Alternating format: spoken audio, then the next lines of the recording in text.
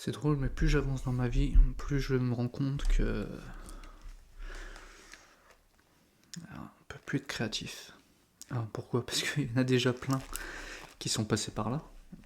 Euh, Par exemple, je m'imagine, je détiens une croyance que j'ai créée moi-même en pensant que, en gros, Dieu, c'est le néant absolu. Alors je m'explique pourquoi. Parce que en fait j'ai voulu rejoindre tout le monde. En fait, tout le monde. Je parle par exemple des athées qui pensent que Dieu n'existe pas. Les religions où Dieu se suffit à lui-même et ne peut pas engendrer ni n'a été engendré.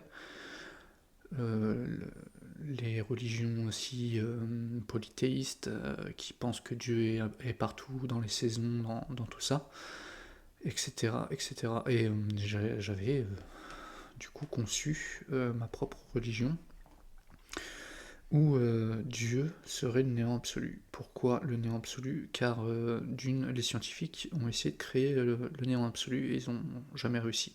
Ils ont fait ça dans une petite boîte conditionnée pour faire un vide absolu. Sauf qu'ils n'ont pas pu parce qu'il y a des forces externes qui agissent sur ce néant absolu. Et du coup, je me suis dit, donc on ne peut pas créer Dieu, et le néant absolu se suffit à lui-même. D'autres pourront dire, oui, mais maintenant on sait que la matière est partout.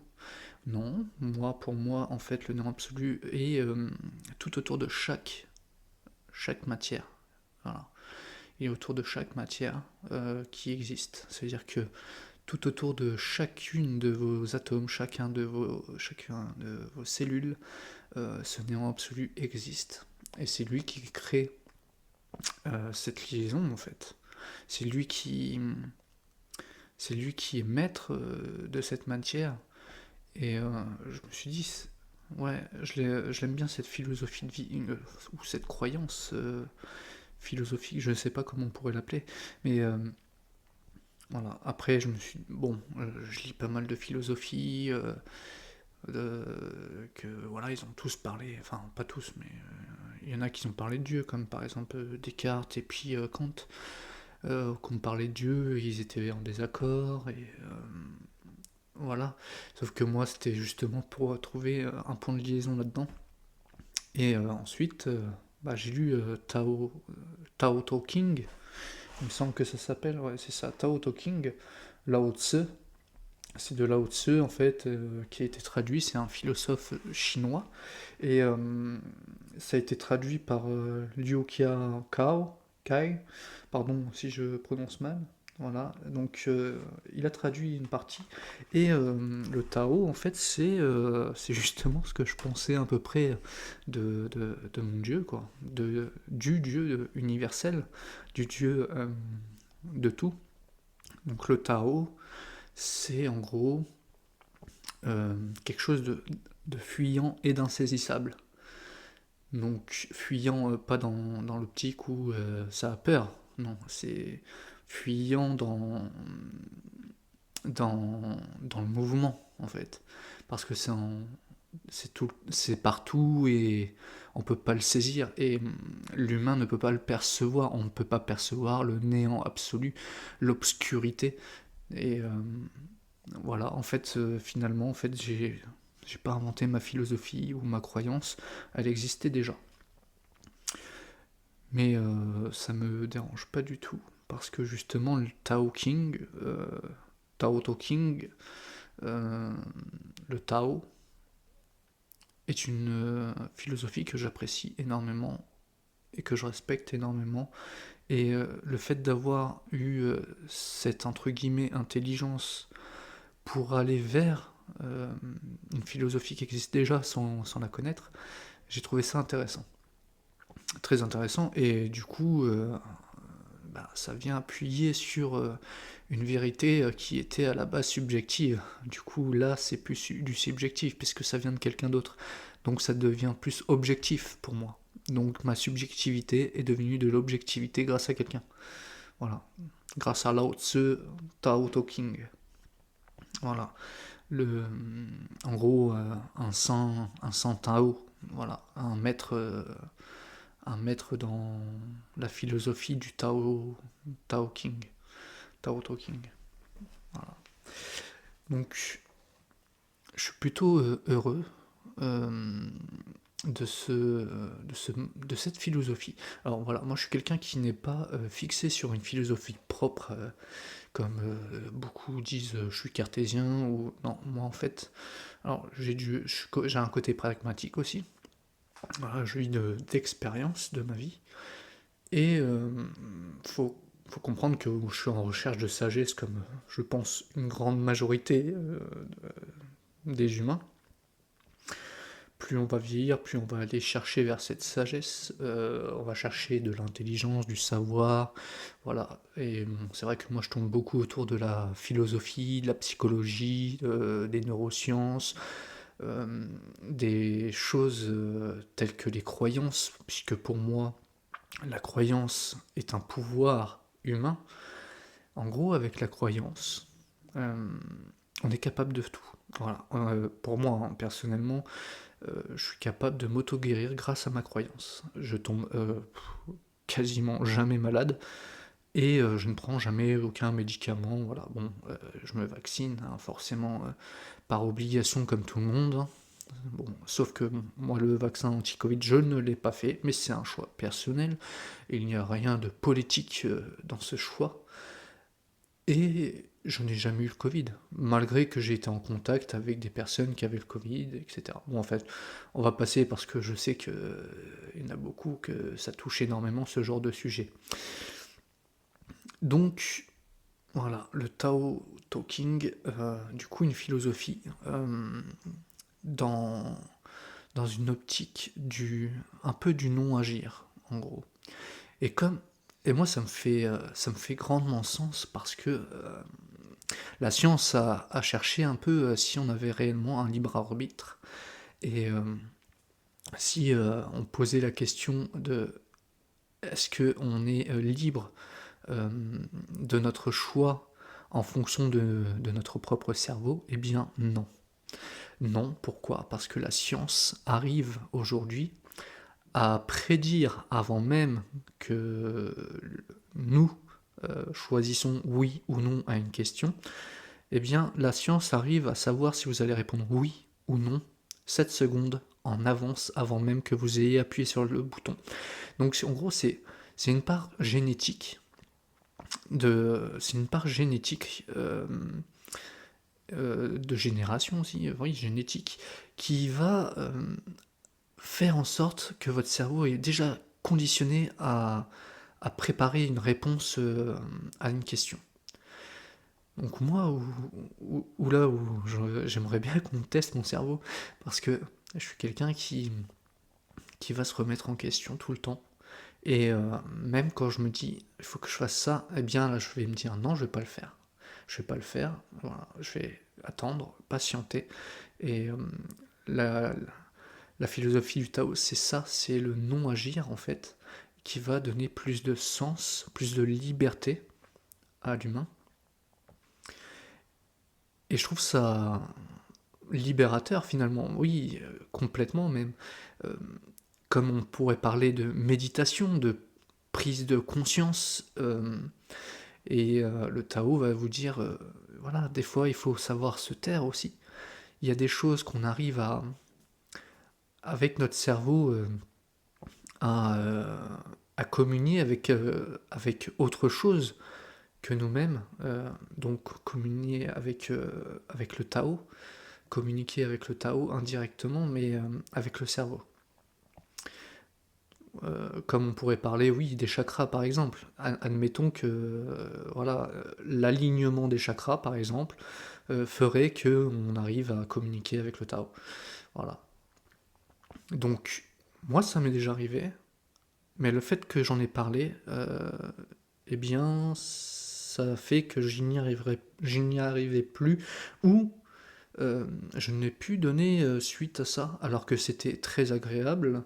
C'était ni mal ni bien, mais ça donnait une sensation spécifique, comme un fourmillement un peu électrique, comme si tous les neurones envoyaient un influx au centre moteur du cerveau et donnaient plus d'énergie pour extérioriser ou inspirer plutôt une autre énergie. En gros, on va réussir à assembler une charge plus électrique au niveau central, moteur central du cerveau. Et du coup, on a comme une méga prise de conscience, en fait, qui est très longue. Et, euh, et c'est génial. Donc oui, j'arrive, si je veux encore aujourd'hui, je pense que je peux encore y arriver, mais il faudrait que je n'en parle pas forcément à chaque fois que j'y arrive. Il faudrait que j'arrive à exercer ce pouvoir. C'est un pouvoir d'une forme de croyance, en fait, pour moi. Parce que je crois, c'est subjectif, c'est une sensation personnelle, et je ne pense pas être le seul. Et donc, forcément, si je ne suis pas le seul, du coup, c'est plus du subjectif. Ça devient de l'objectivité. Parce que si d'autres arrivent à ressentir ça, donc ceux qui parlent par exemple des chakras, s'ils arrivent à, à justement ressentir la même chose que moi, quand on contrôle, sans avoir forcément un contrôle, mais de faire croire à son cerveau ce pouvoir exceptionnel, sans aucune arrière-pensée de bien ou de mal, mais juste se donner cette chance de donner à notre cerveau la possibilité d'aller plus loin. Voilà. Donc, c'est vrai que l'intelligence, on n'en parle pas souvent, mais l'intelligence, pour les scientifiques, en grande partie, pense que notre intelligence humaine réduit, voilà, réduit depuis la préhistoire. Parce que dans la préhistoire, en fait, on avait un cerveau beaucoup plus grand. Sur notre ancêtre, l'Homo sapiens. Le cerveau était beaucoup plus grand, voilà. Enfin, il pense que c'était plus grand dû à une boîte crânienne beaucoup plus grosse, et il pense que l'homme préhistorique était plus intelligent de par ce phénomène-là. Après, il y en a d'autres qui pensent qu'on devient aussi plus intelligent. Après, ça, le QI n'est pas l'intelligence. L'intelligence, c'est assez complexe, et je pense que c'est un tout à englober, et qu'il faut comprendre que, pour moi, l'intelligence, par exemple, oui, je sais, je passe complètement du coq à l'âne, mais l'intelligence, pour moi, c'est de pouvoir créer quelque chose à partir forcément de notre expérience, mais d'une expérience non proposée directement. En gros, c'est votre cerveau qui va se servir de tout ce que vous englobez dans votre cerveau, que ça soit conscient ou inconscient, et venir créer quelque chose qui, qui peut aider, qui peut vous aider en fait. Voilà, et donc, parce que le cerveau c'est logique, hein, c'est pas pour. Enfin, si, des fois c'est contre nous, avec des fausses croyances, avec ce qu'on appelle les croyances limitantes. Mais en règle générale, le cerveau il est là pour son propre bien, donc on agit pour notre propre bien, que ce soit conscient ou inconscient, dans tous les cas.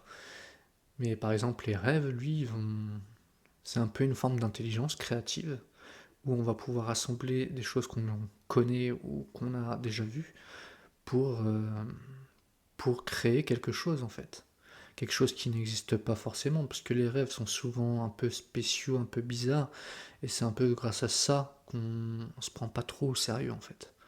Parce que si on ne pouvait pas rêver, on mettrait en doute tout ce qu'on connaît. Par exemple, ce que vous percevez n'est pas réel. C'est votre cerveau qui vous fait croire que c'est réel. Après, on est réel dans le sens où nous sommes vivants, mais est-ce que nous sommes vraiment conçus pour être comme on est, ou c'est parce qu'on voit enfin, qu'on croit ce qu'on voit? Parce que c'est vrai que la perception est complètement différente Voilà, par exemple, il y a bien des personnes qui sont daltoniennes, on dit que c'est eux qui ont un problème, alors que pas forcément. L'herbe, l'herbe n'est pas forcément verte. Voilà, elle peut. Enfin, si, elle est verte. Mais il y a des couleurs, en fait, il me semble qu'il y a des couleurs qui diffèrent. Voilà. Bon, je m'éloigne extrêmement de mon sujet principal, était la philosophie, ma croyance. Et ouais, je pense que oui, notre univers, toute matière de notre univers est englobée à travers à travers ce néant absolu, ce Tao pour certains, mon Dieu pour moi, le Dieu unique finalement, qui est infini et infini et en expansion il peut aussi se contracter, un peu comme un cœur qui bat en fait. Mais c'est complètement différent parce qu'il n'est pas mesurable, il est insaisissable et on ne peut pas le créer, on ne peut pas le percevoir, et c'est un peu ça pour moi ce qui est décrit dans le Tao, finalement, rejoint ma croyance en mon propre Dieu unique. Et je pense que je vais aller un peu sur cette philosophie de vie, du coup, vers le Tao, parce que je trouve que c'est plus prenant. On vient moins discuter, moins parler, voilà, chose que je suis pas en train de faire, mais là j'ai une pensée libre, c'est-à-dire que je n'ai pas travaillé sur le sujet, je parle vraiment librement et sans savoir où je vais en fait.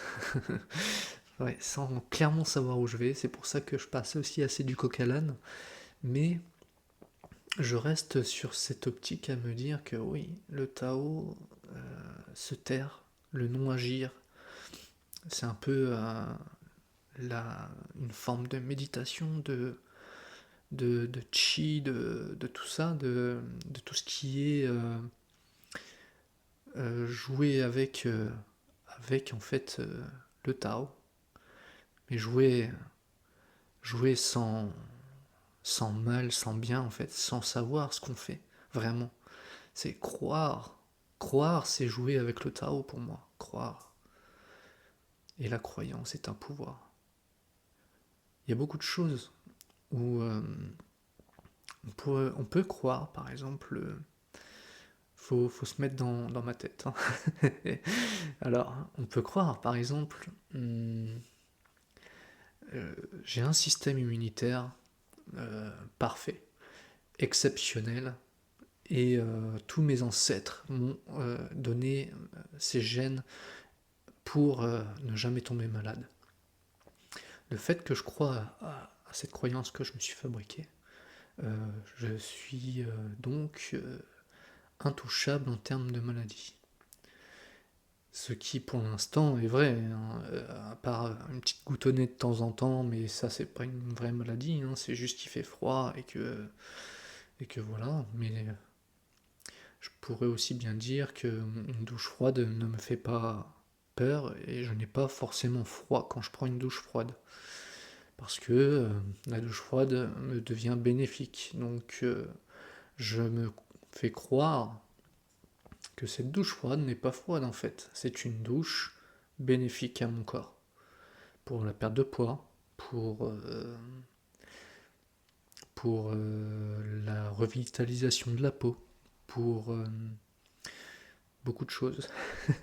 Voilà, c'est bénéfique. Du coup, c'est pas comme si j'avais froid.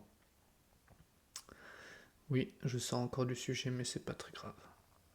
La croyance en quelque chose de plus grand que nous, en quelque chose d'insaisissable et de fuyant, comme le Tao le dit, ou bien comme un néant absolu dont on ne peut pas avoir la possibilité de créer, de percevoir, ou même de mesurer sa puissance, car il n'est pas saisissable, ce néant absolu. Fait sens, et même en termes quantiques, Voilà, parce que la quantique, en fait, moi j'ai appris ça après même d'avoir eu cette réflexion il y a quelques années de, de mon Dieu personnel, voilà, de mon Dieu unique que je pense être le vrai, voilà, le seul. Et c'est vrai que quand on y réfléchit,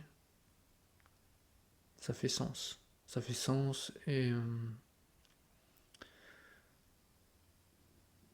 je vois pas comment on pourrait dire que j'ai tort, en fait. Je vois pas comment un athée pourrait dire t'as pas raison, alors qu'il ne croit pas en Dieu. Dieu, puisque pour lui, Dieu n'existe pas.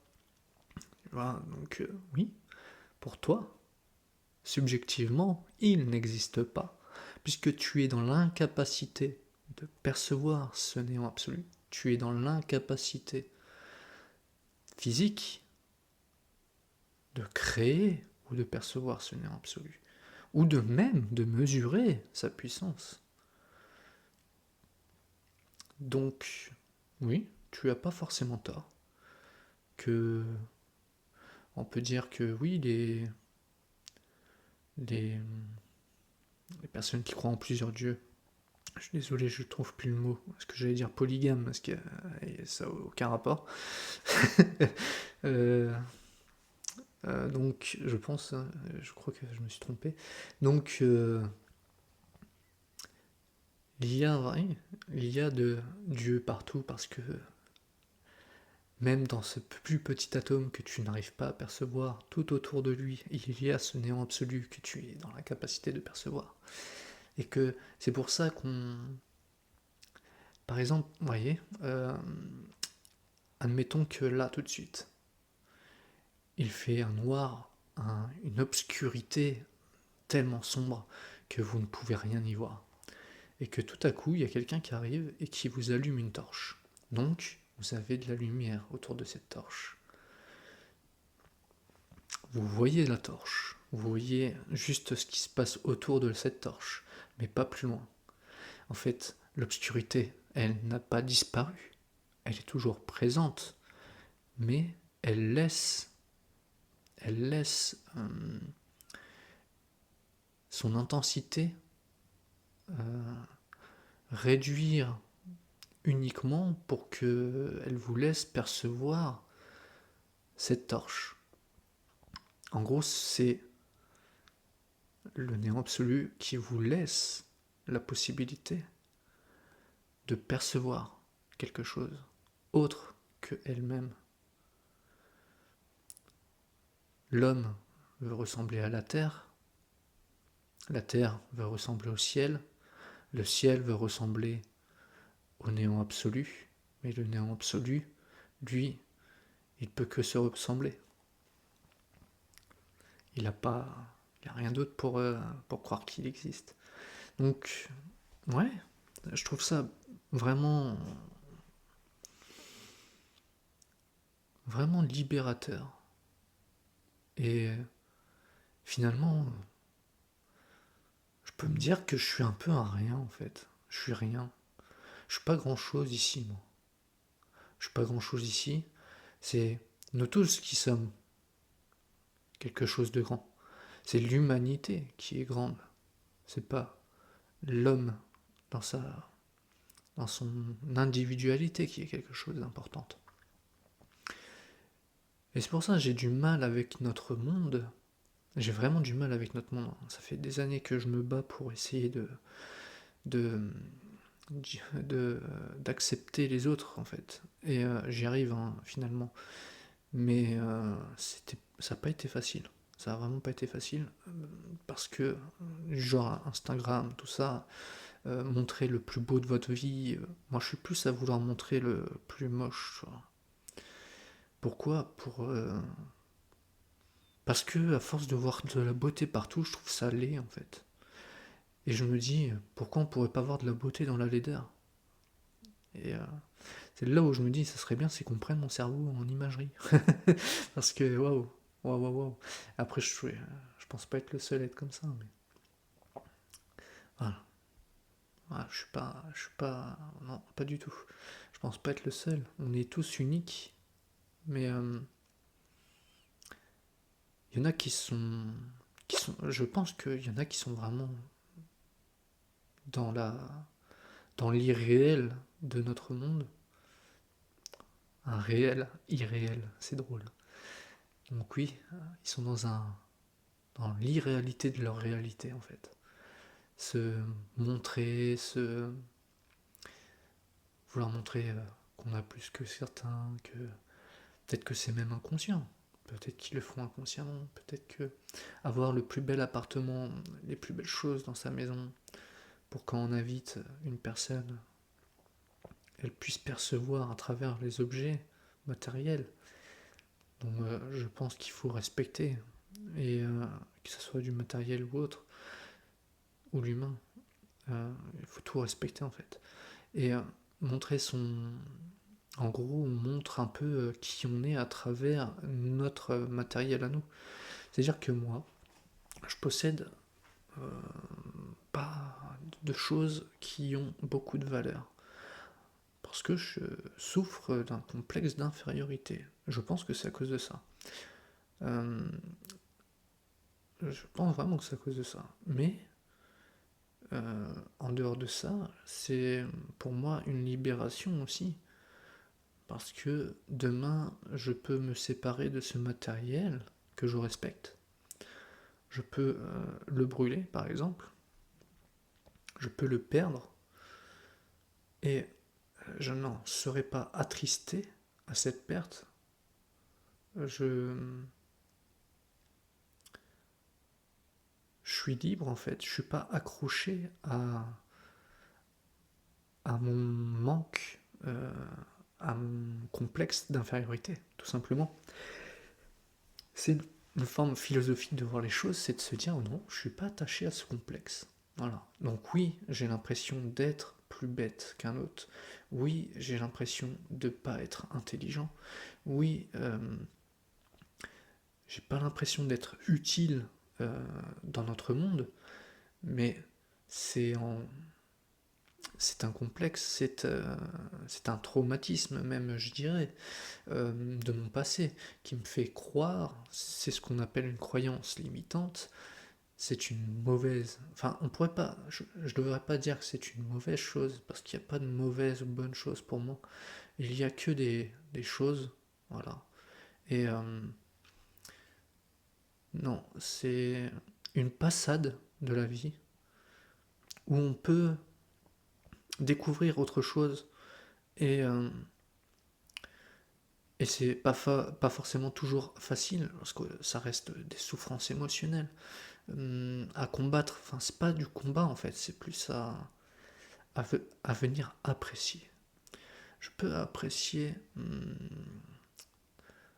ce moment où j'ai envie d'être médiocre en fait. C'est plus une envie, c'est ça. Donc finalement, j'ai envie d'être médiocre à un moment donné de ma vie. Mais c'est une envie passagère qui forcément n'est pas forcément une réelle médiocrité, mais plus comme une forme d'avancer vers une vertu, d'avancer vers la sagesse. Car il faut, pour être sage, il faut pas le vouloir être sage. Je pense euh, il faut juste accepter qu'on est ce qu'on est. Il faut juste comprendre que les autres sont ce qu'ils sont et que on est obligé de fonctionner ensemble. Voilà. C'est pas obligé, mais pour arriver à la sagesse, il faut accepter les autres tels qu'ils sont. Il faut savoir aimer les autres, aimer sa famille, s'aimer soi-même. Il faut... Là, on part sur du développement personnel complètement. Mais c'est vrai que pour avoir de l'estime de soi, monter l'estime de soi, il faut de la sécurité. Il faut de la sécurité et assouvir un besoin d'appartenance. Moi, je n'ai que mon fils pour le besoin d'appartenance parce que j'ai laissé ma famille maintenant un peu plus, ma mère je pense, parce qu'elle commence peut-être à me comprendre un peu plus, et c'est compliqué, c'est très compliqué. je peux pas vous expliquer tout, mais peut-être dans un autre, je sais pas comment on pourrait appeler ça, dans un autre podcast, on va dire. Voilà. À la base, j'étais pas censé faire du podcast, je voulais faire de la vidéo surtout. Mais je me suis dit, ouais, de temps en temps, juste discuter, ouvrir un peu cette pensée subjective pour l'ouvrir aux autres et voir si c'est pas forcément seulement du subjectif, mais ça peut devenir de l'objectif. Ouais. Donc oui.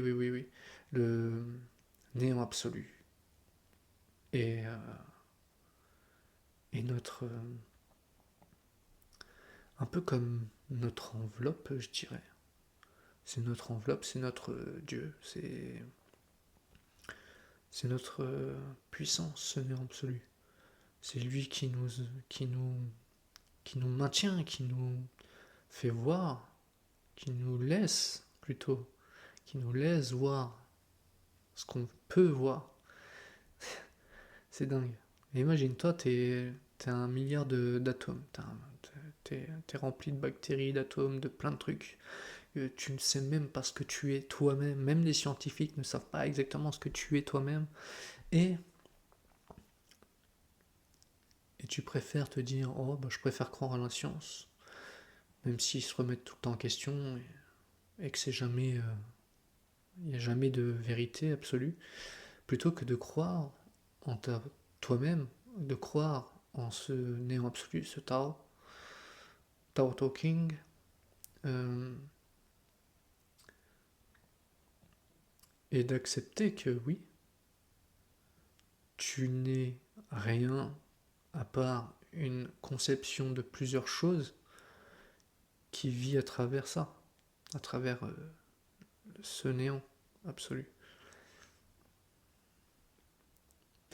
Enfin voilà, c'est un premier podcast pour essayer, et puis voilà, c'est une petite pensée libre, et je pense que j'en ferai d'autres des pensées libres. Allez, salut!